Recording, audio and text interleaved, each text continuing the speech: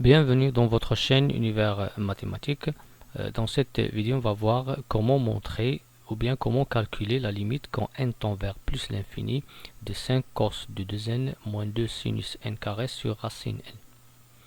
Donc pour le calcul de cette limite, si je calcule directement, bien sûr ici je sais que la fonction cos et la fonction sinus, ce sont des fonctions périodiques, n'admettent pas de limite au voisinage de plus l'infini. Et pour cela, on va utiliser un encadrement de cette expression-là, qui est ce rapport.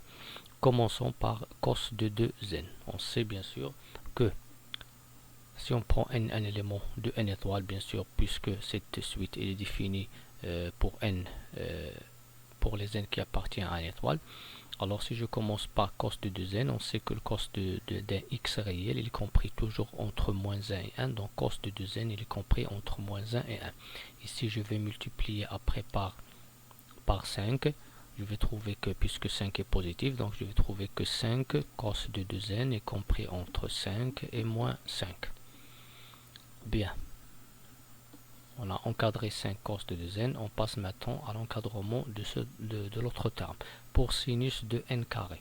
Puisque n est un élément de n étoile, n carré c'est un élément de n, de même n étoile, donc sinus n carré est aussi compris entre moins 1 et 1. Si je multiplie bien sûr par 2, je vais trouver 2 sinus n carré compris entre moins 2 et 2. Si j'utilise l'opposé, donc l'opposé moins 2 sinus de n carré est compris entre moins 2 et plus 2. Ça veut dire que toujours moins 2 sinus n carré est compris entre moins 2 et 2.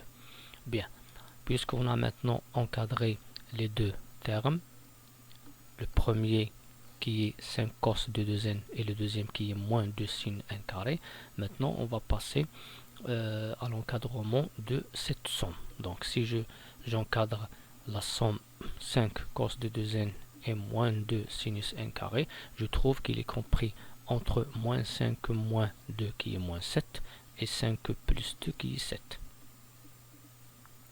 Bien. Après, je vais diviser par la racine n parce que racine n elle est strictement positive. Donc si je divise, je trouve 5 cos de 2n moins 2 sin n carré sur racine n est compris entre moins 7 sur racine n et 7 sur racine n. Maintenant, cette suite, on va l'appeler maintenant un, pardon. Cette suite qui majore un, je vais l'appeler Vn et l'autre Wn. Et on sait que si on a une suite qui est comprise entre deux suites, maintenant on va calculer les limites des suites qui bornent la suite un. Donc 7 sur racine n, il tend vers quoi quand n tend vers l'infini? Il tend vers 0. Bien, 7 sur racine n, il tend vers 0. Donc cette suite qui est à droite, il tend vers 0. De même, l'autre moins 7 sur racine n, il tend vers 0. Puisque un il est comprise entre deux suites qui tendent vers 0, alors cette suite un il tend aussi vers 0. Donc la limite quand n tend vers l'infini, le plus l'infini de cette suite est égal à 0. On peut par exemple utiliser la valeur absolue pour montrer que cette limite est nulle. Bien. Je passe à la valeur absolue donc, de cette suite que je pose un, donc la valeur absolue de rapport. On sait que la valeur absolue de x sur y est égale à la valeur absolue de x sur la valeur absolue de y. Donc ici j'utilise la valeur absolue du haut et la valeur absolue du bas. Bien, pour le dénominateur, la racine n il est positive, donc la valeur absolue c'est elle-même. Donc on va trouver que cette valeur absolue est égale à la valeur absolue de 5 cos 2n moins 2 sin n carré sur racine n. Maintenant on va travailler avec ce qui est au numérateur, cette valeur absolue. Donc on sait premièrement que la valeur absolue de a plus b il est inférieur ou égal à la valeur absolue de a plus la valeur absolue de b. Donc la valeur absolue de 5 cos de 2n moins 2 sin n carré est inférieure ou égal à la valeur absolue de 5 cos de 2n plus la valeur absolue de moins 2 sinus n carré. Maintenant on va essayer de majorer la valeur absolue de 5 cos de 2n. La valeur absolue de 5 cos de 2n, c'est quoi? Donc on sait que la valeur absolue de x fois y est égale à la valeur absolue de x fois la valeur absolue de y. Donc cette valeur absolue, ça donne la valeur absolue de 5 fois la valeur absolue de cos de 2n. La valeur absolue de 5, c'est 5. Donc on trouve 5 fois cos de 2n. Bien. Pourquoi 5, la valeur absolue de cos de 2n est inférieure ou égale à 5? Parce que la valeur absolue de cos de 2n, elle est inférieure ou égale à 1. Si je multiplie ici par 5, je multiplie l'autre par 5.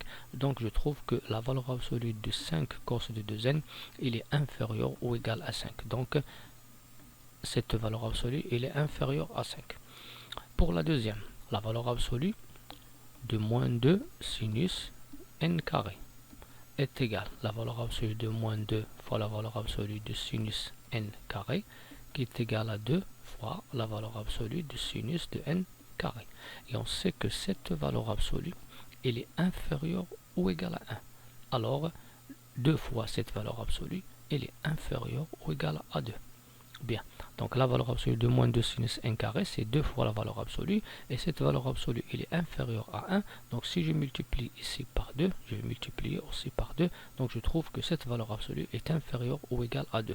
Donc, la première valeur absolue est inférieure à 5, la deuxième, elle est inférieure ou égale à 2. Donc, la somme, elle est inférieure ou égale à 7. Donc, on a trouvé maintenant que cette valeur absolue qu'on a ici au numérateur, elle est inférieure ou égale à 7. Alors si je divise par racine n, puisqu'il est positif, puisque cette valeur absolue est inférieure à 7, si je divise par racine n, je trouve qu'il est inférieur à 7 sur racine n. Maintenant, c'est quoi la valeur absolue sur racine n? Ce n'est que la valeur absolue de la suite tout entière. Donc cette valeur absolue, elle est inférieure à 7 sur racine n. Maintenant, on a trouvé l'expression suivante. Une suite un telle que sa valeur absolue, il est inférieur à une autre suite Vn. Bien, ici j'ai Un, ici j'ai Vn. Donc on va calculer la limite de cette suite. On sait que la limite de 7 sur racine n est égale à 0. On sait que si on a la valeur absolue d'une suite est inférieure à une autre suite que je pose Vn, et si Vn il tend vers 0, alors Un il tend vers 0. Donc puisque 7 sur racine n tend vers 0, alors cette suite-là, il tend vers 0, donc la limite quand n tend vers plus l'infini de 5 cos de 2n moins 2 sin n carré sur racine n, il tend vers, ou bien qui est égal à 0. Merci.